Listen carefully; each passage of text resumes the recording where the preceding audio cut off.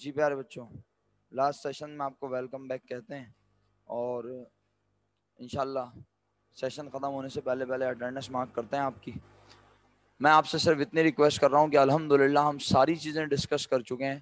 جو کوشچن میں آپ سے بھی آخری ڈسکس کر رہا تھا وہ کوشچن کون سا تھا؟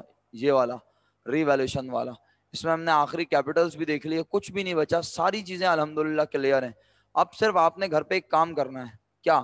اور اگر آپ نے آج سے کام نہیں شروع کیا، آپ نے لکھ کے کام نہیں شروع کیا، تو یقین کریں یہ سب پڑھنا ضائع ہو جائے گا، بیکار ہو جائے گا۔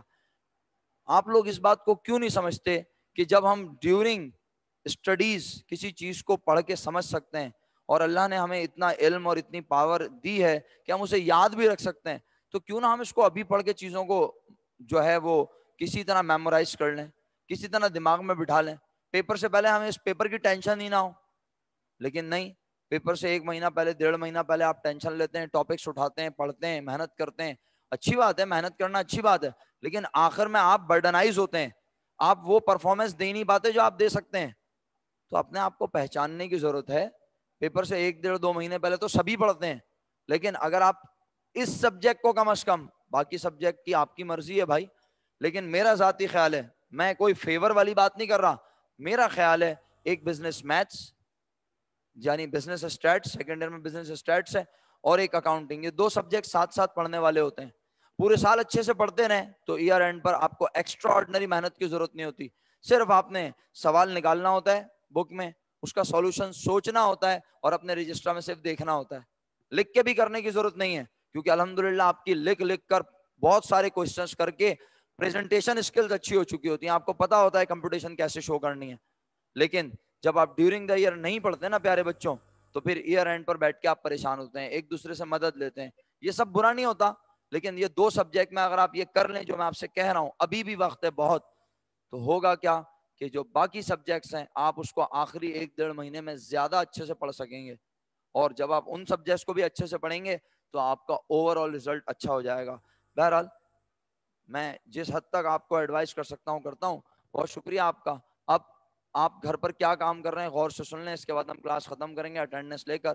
آپ گھر پہ اللہ کے حکم سے کام یہ کر رہے ہیں، یہ ہے کوشچن نمبر 1، پیج نمبر بتاؤ بچوں، ایگزام کوشچن 1، پیج 176۔ اب آپ اس سوال میں یہ دیکھیں گے کہ جو کیسز ہیں وہ کیا ہیں۔ پہلے کیس میں کہہ رہا ہے اسے 24,000 روپے دیے جا رہے ہیں، کون جا رہا ہے؟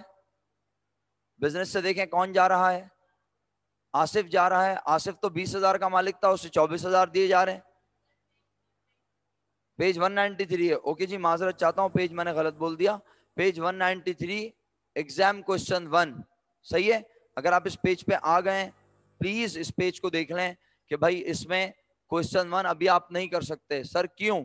یہاں کلیئرلی لکھا ہوا ہے جنوری 1 کو آصف ریٹائر ہو رہا ہے فرم سے، اسے 24,000 روپے دیے جا رہے ہیں، کون سے میتھڈ کے تحت؟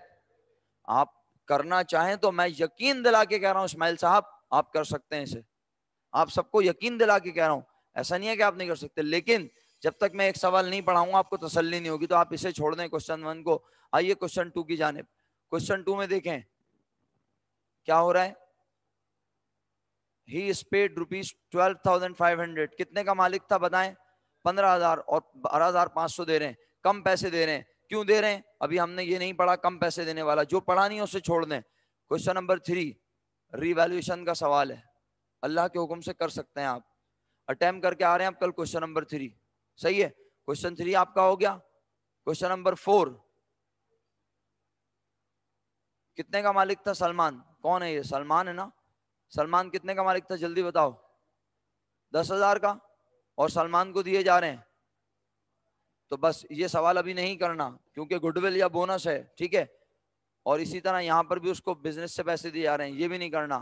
کوشچن 3 ہوم ورک ہے، اور کوشچن 5 ہوم ورک ہے، کیونکہ اس میں ریویلیویشن سے گین ہوا ہے، اس سوال کو کر سکتے ہیں آپ اگر کرنا چاہیں، ورنہ میں ہیلپ کروں گا۔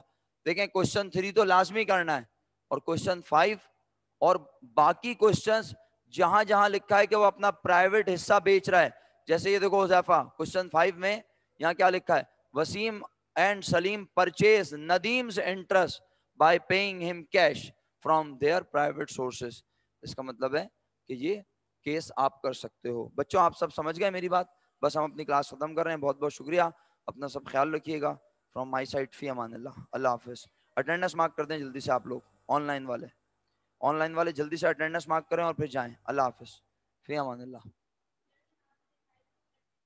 सॉरी, क्वेश्चन नंबर 3 नहीं, कुछ भी नहीं करना आपने, सिर्फ क्वेश्चन 3 और 5 करना है। जो सॉल्व एग्जाम्पल्स थे उनको देखने, लिख कर करने की जरूरत नहीं है। थैंक यू बच्चों, अटेंडेंस मार्क करें और जा सकते हैं आप। अल्लाह हाफिज, फी अमान अल्लाह।